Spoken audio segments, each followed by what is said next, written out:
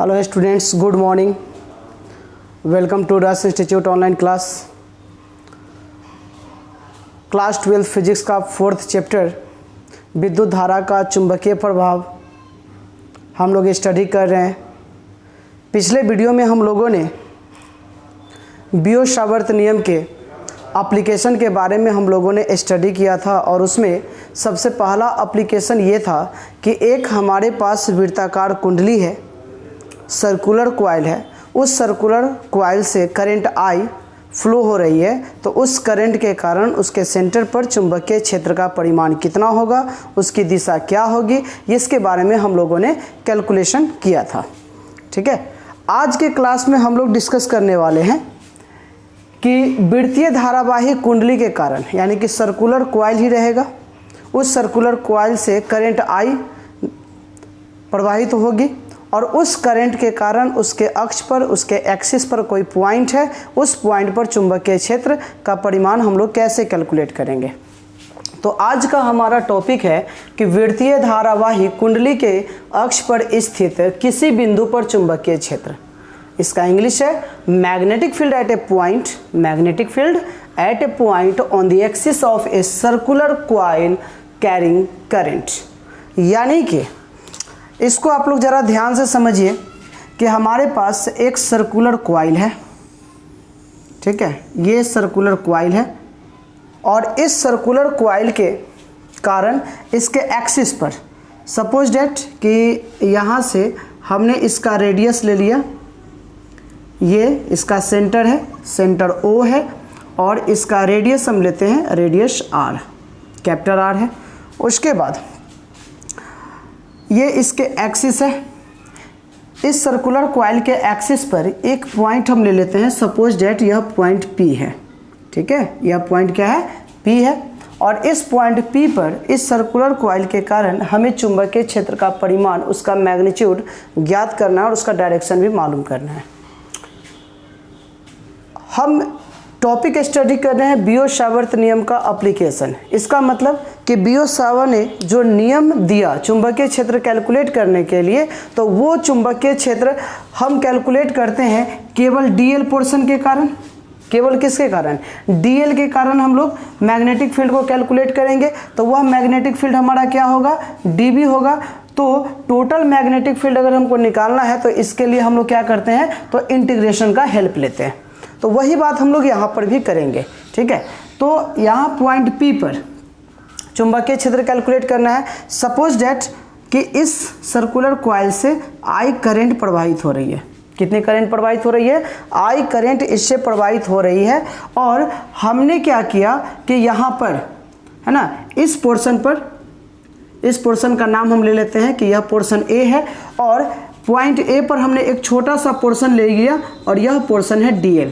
यह पोर्शन कितना है? DL है। अब ये देखिए, ये DL है ना, और DL को उस पॉइंट से आप ज्वाइन कीजिए जिस पॉइंट पर आपको मैग्नेटिक फील्ड कैलकुलेट करना है। तो हमें मैग्नेटिक फील्ड कैलकुलेट करना है कहाँ पर? पॉइंट P पर। तो आप इस DL को इस पॉइंट P से मिला दीजिए। ठीक है, अब मिलाने के बाद हमारा क्वेश्चन ये है कि ये तो एंगल चलिए 90 डिग्री है, ये हम सबको पता है। ये जो DL है और ये जो पोर्शन DL है और यहाँ से यहाँ तक हमने डिस्टेंस ले लिया स्मॉल r, ठीक है, और सेंटर से इस पॉइंट P की दूरी हमने ले लिया x। ये दूरी कितनी है? x है और DL से पॉइंट P की दूरी कितनी है? r है। उसके बाद इस DL के कारण मैग्नेटिक फील्ड कितना होगा, ये आप हमें बताइए। ठीक है, तो यहाँ पर जो मैग्नेटिक फील्ड आएगा तो वह मैग्नेटिक फील्ड क्या होगा? DB। मैग्नेटिक फील्ड क्या होगा?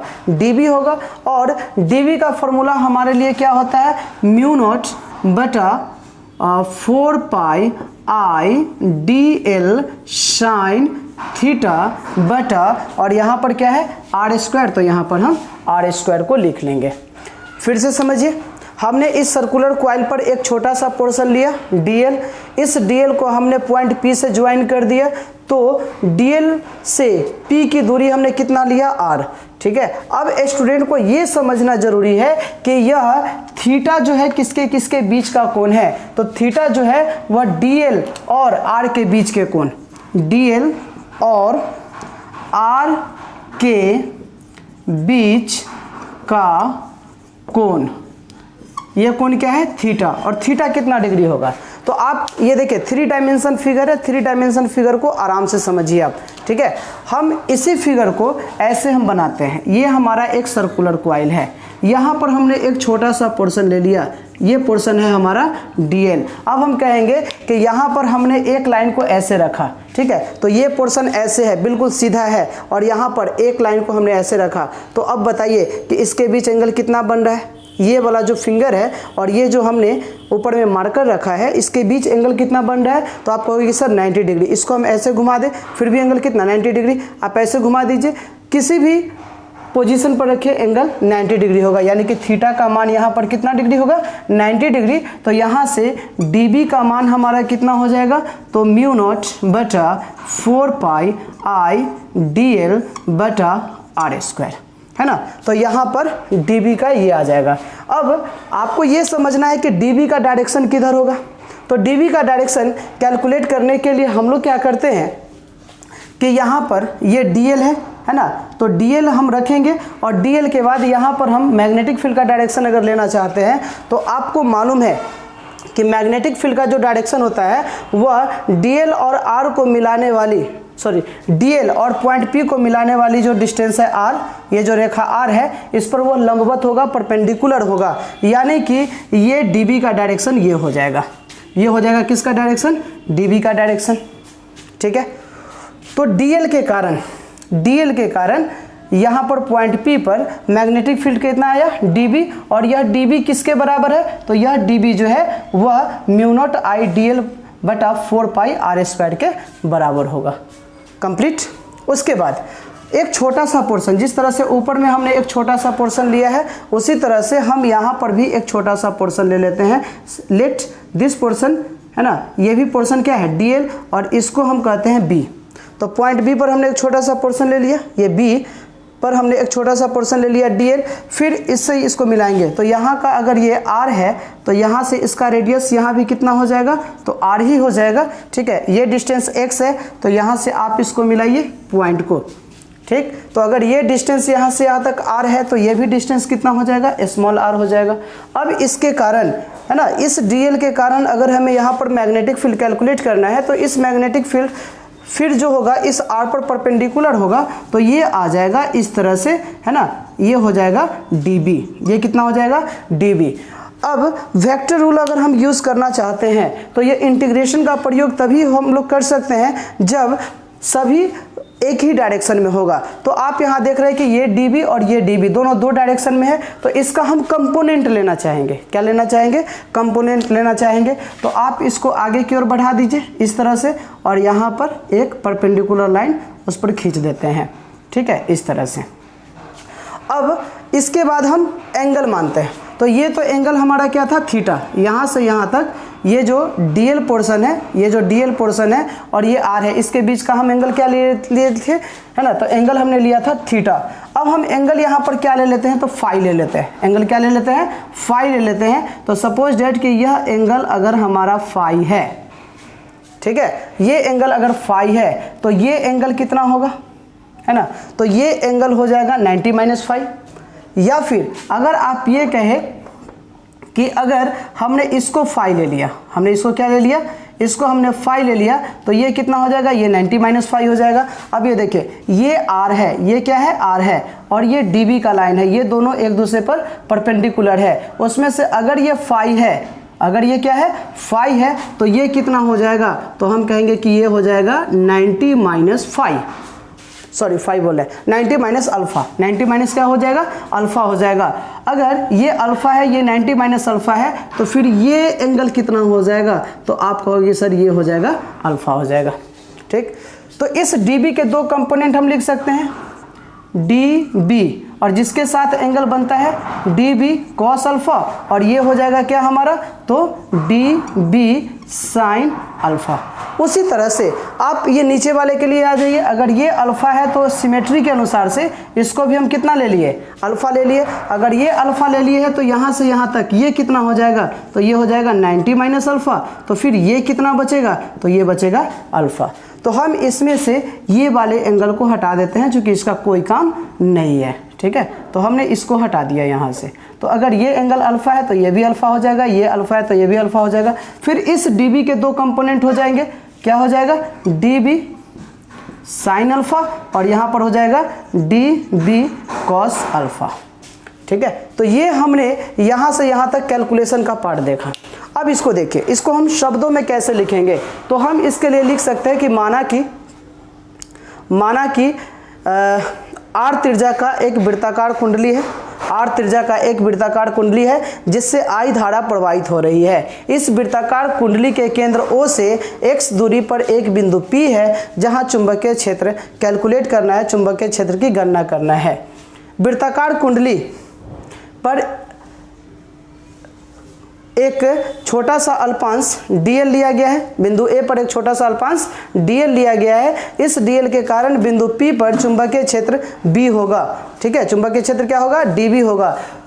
उसके बाद इस dB के दो घटक dB cos अल्फा और dB sin अल्फा होगा। फिर इसी वृत्ताकार कुंडली के बिंदु B पर एक छोटा सा पोर्शन dl लिया गया है। इस dl के कारण बिंदु P पर चुंबकीय क्षेत्र dB होगा। इस dB के दो घटक dB sin अल्फा और dB cos अल्फा होगा। चूंकि बिंदु P पर dB cos अल्फा एक दूसरे को निसफल कर देता है, इसीलिए वृत्ताकार कुंडली के कारण या dl पोर्शन के कारण, अभी वृत्ताकार कुंडली नहीं बोल रहे हैं, dl पोर्शन के कारण या dl अल्पांश के कारण बिंदु P पर चुंबकीय क्षेत्र का परिमाण dB sin अल्फा होगा। तो हम यहाँ से अब लिख सकते हैं, कैलकुलेशन का भाग हम देखते हैं, ठीक है। तो लिखते हैं कि बिंदु P पर अल्पांश यानी कि एलिमेंट dl के कारण चुंबकीय क्षेत्र बराबर dB साइन अल्फा, dB क्या हो जाएगा, साइन अल्फा। और dB का मान कितना है बताइए, तो dB का मान है म्यू नॉट, तो ये हो जाएगा म्यू नॉट बटा 4 पाई I dl बटा r स्क्वायर, और यहाँ से इसके साथ आ जाएगा साइन अल्फा। तो बिंदु P पर अल्पांश dl के कारण चुंबकीय क्षेत्र है ना, ये हो जाएगा dB का मान। ये किसका मान आ गया, dB का मान आ गया कितना, म्यू नॉट बटा 4 पर I dl r square sine alpha. उसके बाद अगर हमें इस dl के कारण नहीं चाहिए, अगर पूरे पोर्शन के कारण चाहिए, तो हम क्या करेंगे, तो बिंदु P पर कुल चुंबकीय क्षेत्र, तो अगर हमें यहाँ से कुल चुंबकीय क्षेत्र अगर कैलकुलेट करना है, तो कुल चुंबकीय क्षेत्र B बराबर है ना, क्लोज इंटीग्रेशन, किसका क्लोज इंटीग्रेशन करोगे, तो ये दोनों तरफ अगर हम इंटीग्रेट करेंगे तो आप ऐसे भी देख लीजिए, तो dB का इंटीग्रेशन क्या हो जाएगा, B हो जाएगा, और इसका क्लोज इंटीग्रेशन करो म्यू नॉट बटा 4 पाई है ना I dl साइन अल्फा बटा r स्क्वायर। अब यहाँ से देखिए इसमें नॉन क्वांटिटी आपको क्या दिख रहा है, तो नॉन क्वांटिटी कैपिटल R है और X है, ये दोनों हमें रखना है। और इसके बाद हमें इसमें से एलिमिनेट किसको करना है, तो अल्फ़ा हमने माना था, तो इस अल्फ़ा को हटाना पड़ेगा। और उसके बाद ये जो R डिस्टेंस है, इस R को भी हमें हटाना है। तो आप इस एंगल को ले लीजिए है ना, एंगल AOP में ले लीजिए, तो ये हाइपोटेनस हो गया। तो आप इसको क्या लिख सकते हैं, तो R बराबर, ठीक है, तो यहाँ से R बराबर हो जाएगा, या फिर हाँ ठीक है, R बराबर हम ले लेते हैं रूट अंडर कैपिटल R का square plus x square, perpendicular square जोड़ बेस स्क्वायर का स्क्वायर रूट, ठीक है। और साइन अल्फा बताइए, तो साइन अल्फा बराबर क्या हो जाएगा, परपेंडिकुलर बटा बेस हो जाएगा, परपेंडिकुलर बटा क्या हो जाएगा, सॉरी परपेंडिकुलर बटा हाइपोटेनस, सॉरी, साइन अल्फा बराबर क्या हो जाता है, तो परपेंडिकुलर बटा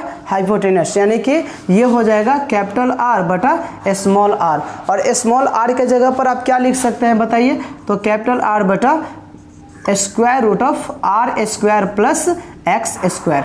ठीक है, अब इसी वैल्यू को हम यहाँ पे रख देते हैं, तो b बराबर जो इसमें कांस्टेंट है उसको बाहर निकाल लीजिए, म्यू नॉट बटा 4 पाई, ये कांस्टेंट है। करंट I है ना, तो I भी क्या हो जाएगा हमारा, कांस्टेंट हो जाएगा। उसके बाद साइन अल्फा, तो साइन अल्फा के जगह पर हम कितना रख सकते हैं, तो साइन अल्फा के जगह पर आप रख सकते हैं, ठीक है, तो ये लिख सकते हैं R बटा, और ये कितना हो जाएगा, तो आप लिख सकते हैं R square plus x square, इसका पावर में 1/2। और उसके बाद ये आर स्क्वायर तो बचा हुआ है, तो ये आर स्क्वायर के जगह पर आप क्या लिख सकते हैं बताइए, तो ये आर स्क्वायर के जगह पर आप लिख सकते हैं क्या लिख सकते हैं यहाँ से, तो R square plus x square. ठीक है, तो अब आप देख रहे हैं कि म्यू नॉट बटा 4 पाई, म्यू नॉट बटा 4 पाई आई हो गया। ठीक है, और इसके बाद क्लोज इंटीग्रेशन केवल किसका करना पड़ेगा, डीएल का, क्योंकि साइन अल्फा, तो साइन अल्फा के जगह पर हमने क्या लिखना चाहा, कैपिटल आर बटा स्मॉल आर, और स्मॉल आर के जगह पर हमने ये टर्म लिखा, यानी कि इसको हमने साइन अल्फा के जगह पर रख दिया, आर स्क्वायर के जगह पर हमने R square plus x square रख दिया। अब देखिए R square plus x square का पावर 1 है, और R square plus x square का पावर 1/2 है, और क्लोज इंटीग्रेशन किसका, डीएल का।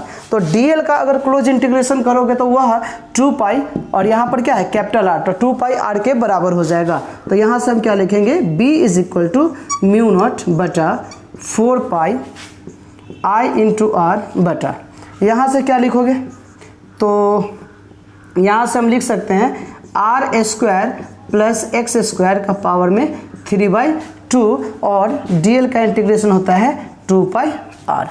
ठीक, अगर म्यू नॉट बटा 4 पाई, इसका वैल्यू हमको पता है 10⁻⁷ हेनरी पर मीटर होता है, तो इसको अगर हम ऐसे ही रखना चाहते हैं तो आप r इंटू आर क्या कर सकते हो, आर स्क्वायर कर सकते हो। तो b का मान हमारा कितना हो जाएगा, तो म्यू नॉट बटा 4 पाई, उसके बाद 2 पाई आई आर स्क्वायर बटा, उसके बाद लिख सकते हैं R square plus x square, और इसका पावर में 3/2।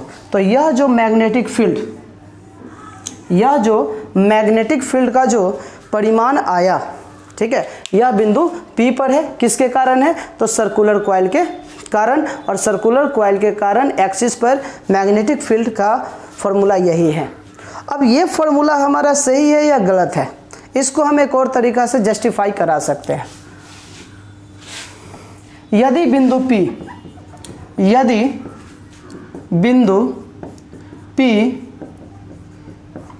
केंद्र पर स्थित हो, ठीक है, यदि बिंदु P केंद्र पर स्थित हो तो अब यहाँ पर आप समझिए कि अगर यह बिंदु P अगर केंद्र पर आ जाए तो x का जो मान है वो लगभग 0 के बराबर, x क्या हो जाएगा, लगभग नहीं एग्जैक्ट 0 के बराबर हो जाएगा, है ना। तो इस स्थिति में x इक्वल टू हो जाएगा 0। तो x इक्वल टू 0 रखकर आप देख लीजिए, तो ये फॉर्मूला वही आना चाहिए जो हम लोगों ने वृत्ताकार कुंडली के कारण केंद्र पर चुंबकीय क्षेत्र के लिए कैलकुलेट किया था। तो b इज इक्वल टू क्या हो जाएगा, म्यू नॉट बटा 4 पाई, म्यू नॉट बटा 4 पाई 2 पाई आई आर स्क्वायर बटा, अब ये क्या हो जाएगा, तो आर स्क्वायर और इसका पावर में 3/2, क्योंकि x का मान तो 0 हो गया, तो यहाँ 2 से 2 क्या हो जाएगा, कैंसिल हो जाएगा, तो r³ बचेगा। तो b बराबर हो जाएगा म्यू नॉट बटा 4 पाई 2 पाई आई आर स्क्वायर बटा में r³। तो यहाँ से आप इसको कैंसिल कर सकते हो, तो नीचे में केवल क्या बचेगा, r बचेगा। तो b बराबर क्या हो जाएगा, म्यू नॉट 2 पाई आई, है ना, म्यू नॉट बटा 4 पाई, है ना, और 2 पाई आई बटा में r। अब इसी फॉर्मूला को हम लोग मॉडिफाई करते हैं। मॉडिफाई क्या करते हैं कि मान लेते हैं कि यहाँ पर केवल एक टर्न है, तो ये फॉर्मूला आ गया। यदि n टर्न हो, अगर इसी में हम कहें कि कुल फेरों की संख्या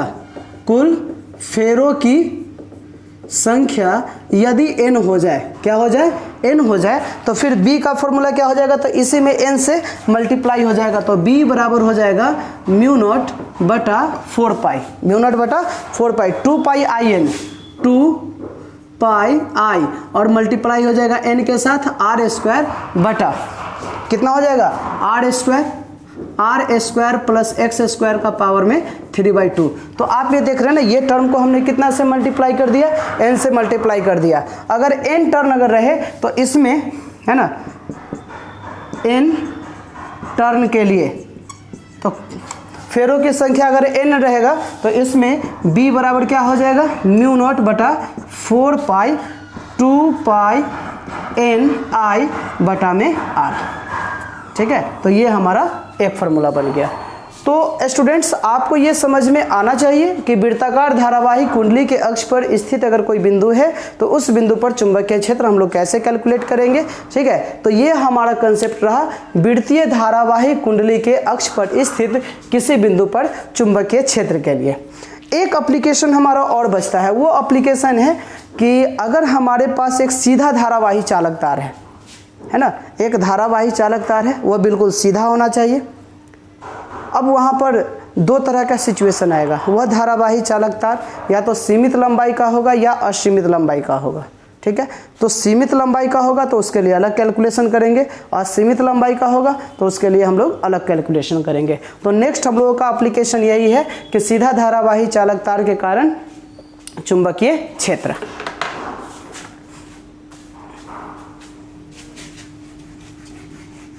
तो आप सभी स्टूडेंट इस वीडियो को देखें और ये टॉपिक जो आप लोगों ने अभी सीखा है, अगर आपको समझ में नहीं आ रहा होगा एक बार में, तो आप इस वीडियो को दोबारा देखें।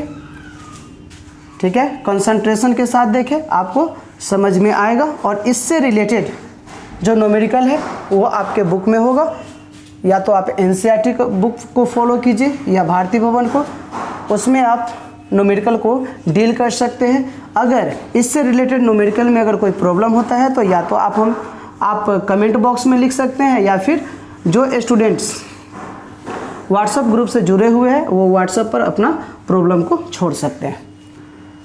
ठीक है, तो वीडियो को बार बार देखें और समझने की कोशिश करें। तो नेक्स्ट हम लोगों का जो टॉपिक है वो सीधे धारावाही चालक तार के कारण चुंबकीय क्षेत्र। तो अब हम लोग देखते हैं इसमें कि सीधे धारावाही चालक तार के कारण चुंबकीय क्षेत्र कैसे होगा। तो टॉपिक है सीधे धारावाही चालक तार के कारण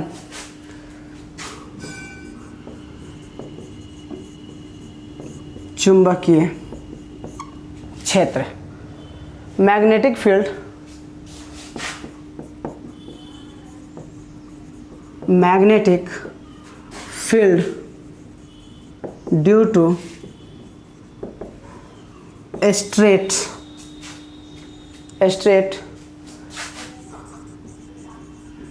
करंट कैरिंग कंडक्टर।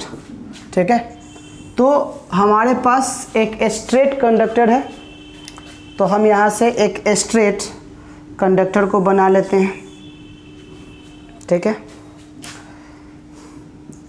माना कि AB एक सीधा धारावाही चालक तार है जिससे I धारा प्रवाहित हो रही है। कितनी धारा प्रवाहित हो रही है? I धारा प्रवाहित हो रही है। AB पर स्थित एक बिंदु O है, इससे लंबवत R दूरी पर, इससे लंबवत R दूरी पर एक बिंदु P है जहां चुंबकीय क्षेत्र कैलकुलेट करना है। जहां चुंबकीय क्षेत्र क्या करना है? कैलकुलेट करना है, चुंबकीय क्षेत्र का परिमाण ज्ञात करना है।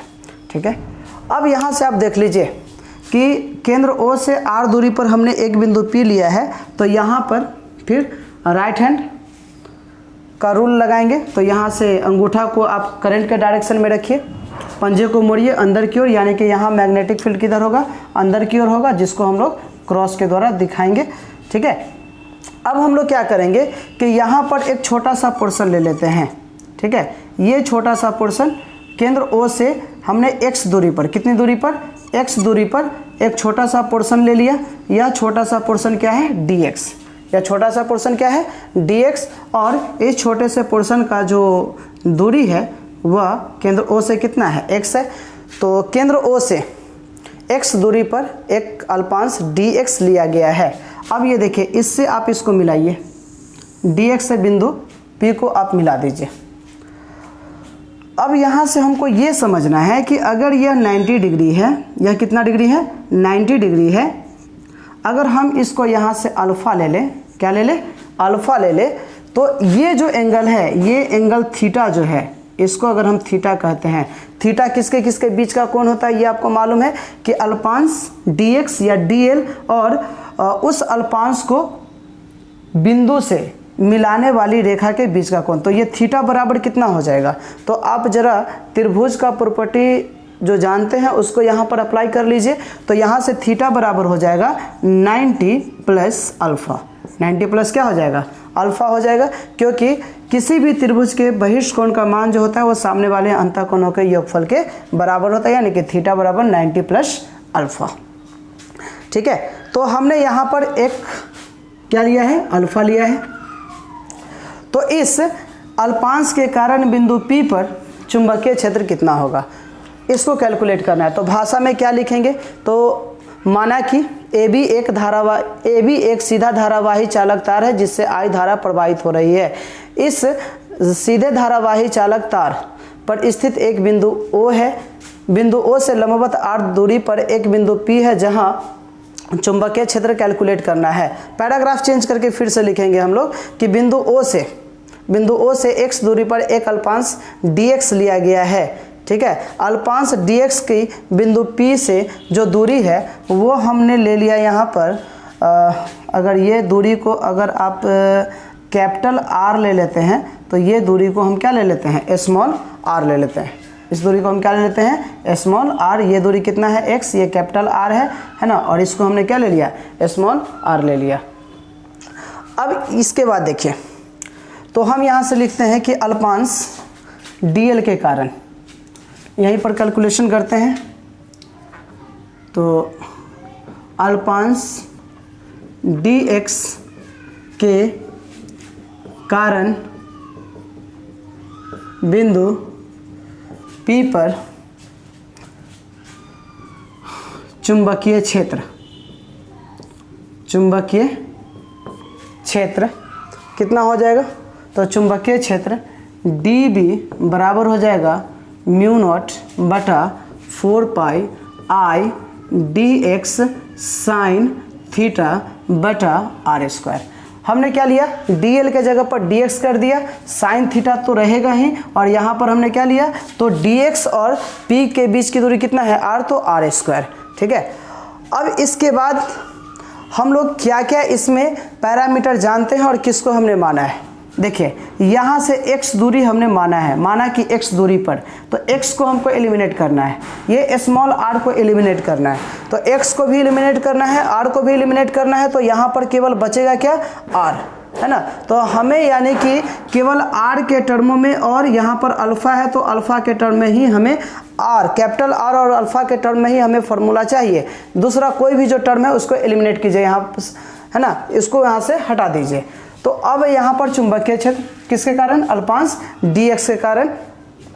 अब इसमें साइन थीटा बराबर आप क्या लिख सकते हैं, तो थीटा के जगह पर क्या लिखोगे, 90 प्लस अल्फा। तो यहाँ से dB बराबर म्यू नॉट बटा 4 pi I dx sine 90 plus alpha, और बटा में क्या हो जाएगा, r स्क्वायर हो जाएगा। तो यहाँ से आप क्या लिखिएगा, तो dB is equal to mu naught बटा 4 पाई I dx और साइन 90 प्लस अल्फ़ा क्या हो जाता है, कॉस अल्फ़ा बटा r स्क्वायर। ठीक है, अब यहाँ से ये इसमें देख लीजिए, अब हम यहाँ से r को हटाना चाहते हैं, तो ये r को कैपिटल R के टर्म में लिखिए। तो आप क्या लिखना चाहोगे यहाँ से, ये बताओ। तो यहाँ से R ये क्या है, हाइपोटेनस, ये क्या है, बेस है, यानी कि कॉस अल्फा बराबर क्या हो जाएगा, तो बेस कैपिटल R बटा हाइपोटेनस क्या हो जाएगा, स्मॉल r। तो स्मॉल r का वैल्यू यहाँ पर आप क्या लिख सकते हैं बताइए, तो स्मॉल r बराबर हो जाएगा कैपिटल R बटा कॉस अल्फा, और इसको r सेक अल्फा भी लिखा जा सकता है, क्योंकि 1 बटा कॉस अल्फा क्या होता है, सेक अल्फा होता है। तो r के जगह पर हम क्या लिख सकते हैं, ठीक है, r सेक अल्फा। ठीक, तो एक स्मॉल r के जगह पर तो आ गया, कॉस अल्फा के जगह पर, तो कॉस अल्फा को आप रहने दीजिए, dx के जगह पर। अब ये देखिए x बटा r है ना, ये हो गया परपेंडिकुलर, ये हो गया बेस, तो x बटा r यानी कि x बटा r अब जो है ना x बटा r बराबर क्या हो जाएगा, तो tan अल्फा हो जाएगा। और यहाँ से x बराबर हम क्या लिख सकते हैं, तो ये लिख सकते हैं r tan अल्फा। दोनों तरफ आप जो है अल्फा के रेस्पेक्ट में डिफ्रेंशिएट कर दीजिए, तो क्या आ जाएगा, तो ये हो जाएगा dx बटा d alpha is equal to, ये r तो बाहर हो जाएगा और ये हो जाएगा sec square alpha. tan alpha को अल्फा के रेस्पेक्ट में अगर हम डिफ्रेंशिएट करेंगे तो सेक स्क्वायर अल्फा। अब इसको क्रॉस मल्टीप्लिकेशन कर देते हैं, तो dx बराबर क्या हो जाएगा, r सेक स्क्वायर अल्फा और उसके बाद d अल्फा। ठीक है, तो ये हमारा कंप्लीट हो गया है ना। अब इस कंप्लीट होने के बाद dx के जगह पर आप इतना वैल्यू रख दीजिए, cos अल्फा को आप वैसा ही छोड़ दीजिए। अब इसके बाद हम आगे का कहानी देख लेते हैं कि इसमें क्या है। ठीक है, तो यहाँ से इसको इक्वेशन नंबर 1 अगर हम ले लें, तो 1 को अगर हम आगे बढ़ाते हैं तो यहाँ से db बराबर क्या आ जाएगा बताइए, तो db is equal to mu naught बटा 4 पाई आई तो रहेगा। अब यहाँ से dx, तो dx के जगह पर आप क्या रखोगे वो बताओ, तो ये रख सकते हैं r sec square alpha d alpha. ठीक है, और उसके बाद सेक अल्फा, उसके बाद क्या हो जाएगा, कॉस अल्फा है ना, यहाँ से क्या है कॉस अल्फा और बटा में आर स्क्वायर, तो आर स्क्वायर के जगह पर क्या लिखोगे, तो R square sec square alpha. ठीक है, R square sec square alpha. तो उसके बाद अब आप यहाँ से देख रहे हैं कि सेक स्क्वायर अल्फा से सेक स्क्वायर अल्फा क्या हो जाएगा, कैंसिल हो जाएगा। उसके बाद एक आर से एक आर यहाँ पर क्या हो जाएगा, कैंसिल हो जाएगा। तो बचेगा कितना हमारा, तो d b is equal to mu naught बटा 4 पाई आई बटा आर, और ये हो जाएगा cos alpha into D alpha. ठीक है, तो यहाँ तक कंप्लीट हो गया। तो ये हमारा जो मैग्नेटिक फील्ड का जो मैग्नीट्यूड आया वो किसके कारण आया, dx के कारण आया। तो अब हम यहाँ से लिखते हैं संपूर्ण धारावाही चालक तार के कारण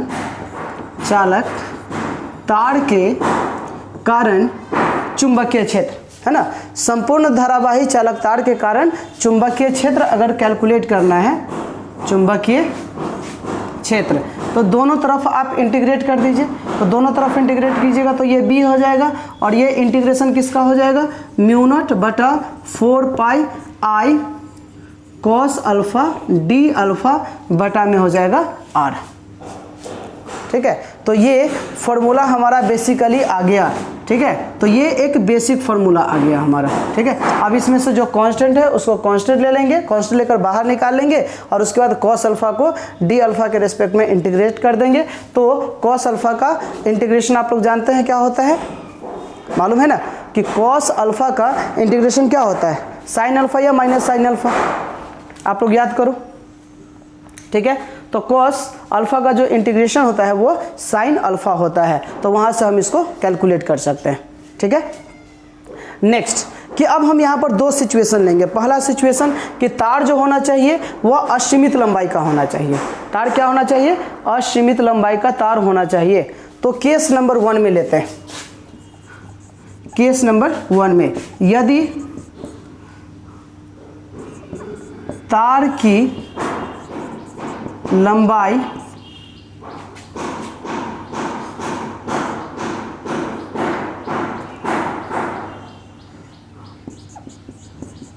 परिमित हो, परिमित हो मतलब सीमित हो, ठीक है। तो परिमित लंबाई के लिए देखिए, अगर यह सीमित लंबाई हो जाएगा, ठीक है, तो जिस तरह से ये पोर्शन आपने लिया है उसी तरह से एक पोर्शन नीचे ले लीजिएगा, है ना, और यहाँ से इसको मिलाइएगा। तो अगर हम इसको अल्फ़ा 1 कहेंगे तो ये क्या हो जाएगा, अल्फ़ा 2। ये अगर अल्फ़ा 1 है तो ये क्या हो जाएगा, अल्फ़ा 2 हो जाएगा। तो ऊपर वाला अगर अल्फ़ा 1 है तो नीचे वाला क्या हो जाएगा, अल्फ़ा 2 हो जाएगा, है ना।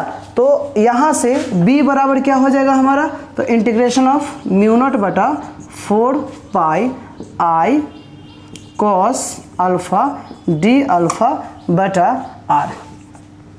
अब देखो अपर लिमिट क्या हो जाएगा, तो अल्फ़ा 1 को अगर हम प्लस लेते हैं तो अल्फ़ा 2 को क्या लेना पड़ेगा, माइनस लेना पड़ेगा। तो ये हो जाएगा माइनस अल्फ़ा 2 और ये हो जाएगा अल्फ़ा 1। ओके, तो अब इसके बाद कैलकुलेशन कर सकते हैं आप यहाँ से। तो जो कांस्टेंट है उसको बाहर निकाल लीजिए, तो म्यू नॉट बटा 4 पाई और आई बटा आर ये बाहर आ जाएगा, ठीक है। और उसके बाद इंटीग्रेशन किसका हो जाएगा, तो कॉस अल्फ़ा डी अल्फ़ा कहाँ से कहाँ तक, तो माइनस अल्फ़ा 2 से प्लस अल्फ़ा 1 तक, ठीक है। तो ये हमारा वैल्यू आ गया। उसके बाद हम क्या कर सकते हैं, तो इसको जब हम इंटीग्रेट करेंगे तो इंटीग्रेट करने के बाद ये देखिए यहाँ से हमने बाद बाकी कैलकुलेशन ऊपर करके रखा है, ठीक है। तो यहाँ पर जो हम कैलकुलेशन किए हैं आप इसको ज़रा देख लीजिए, ठीक। तो हम b बराबर क्या लिख सकते हैं, म्यू नॉट बटा 4 पाई, ठीक है, आई बटा क्या हो जाएगा, r हो जाएगा। और उसके बाद कॉस अल्फ़ा का क्या होता है, साइन अल्फ़ा, और यहाँ से हो जाएगा lower limit minus alpha 2, upper limit alpha 1। तो b बराबर हो जाएगा म्यू नॉट आई बटा 4 पाई और यहाँ से r, और ये हो जाएगा upper limit minus lower limit, यानी कि साइन अल्फ़ा 1 माइनस साइन, है ना, और ब्रैकेट में माइनस अल्फ़ा 2 ये आ जाएगा। अब ये देखिए साइन के आर्गुमेंट में क्या है, माइनस है, तो ये बाहर आ जाएगा, तो ये प्लस हो जाएगा। तो b बराबर म्यू नॉट आई बटा 4 पाई आर और ये हो जाएगा sine alpha 1 plus sine alpha 2, ठीक है। तो ये हमारा फॉर्मूला आ गया मैग्नेटिक फील्ड कैलकुलेट करने के लिए जब तार की लंबाई सीमित हो, यानी कि अल्फ़ा 1 से अल्फ़ा 2 तक। अगर असीमित लंबाई हो, अनंत लंबाई के तार हो, ठीक है, तो केस नंबर 2 में क्या हो जाएगा कि यदि तार की लंबाई अनंत हो, तो यदि तार की लंबाई अनंत हो तो देखिए तार की लंबाई जब अनंत हो जाएगा तो अल्फ़ा 1 भी पाई बाई 2 के बराबर, क्योंकि यह लाइन धीरे धीरे सीधा होना चालू हो जाएगा, ये लाइन नीचे धीरे धीरे सीधा होना चालू हो जाएगा। तो अल्फ़ा 1 बराबर अल्फ़ा 2 और ये मान किसके बराबर, पाई बाई 2 के बराबर। तो उस वैल्यू को आप यहाँ पे रख दीजिए। तो b बराबर म्यू नॉट बटा 4 पाई और उसके बाद आई बटा आर हो जाएगा और sine pi by 2 plus sine pi by 2। तो साइन पाई बाई 2 का वैल्यू 1 होता है, इसका भी वैल्यू क्या हो जाएगा, 1 हो जाएगा। तो 1 + 1 2 हो जाएगा। तो b बराबर क्या हो जाएगा, म्यू नॉट 2i बटा 4 पाई आर, ठीक है, यानी कि म्यू नॉट बटा 4 पाई 2i बटा आर। ये फॉर्मूला हमारा निकल गया। जब सीधा धारावाही चालक तार अनंत लंबाई की होगी तो उसके कारण बिंदु P पर या उससे r दूरी पर चुंबकीय क्षेत्र का परिमाण कितना होगा।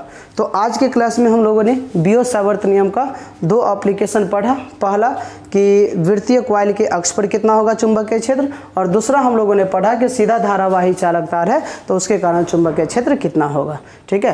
तो अब हम जो भी टॉपिक है उसको नेक्स्ट क्लास में डिस्कस करेंगे। ओके।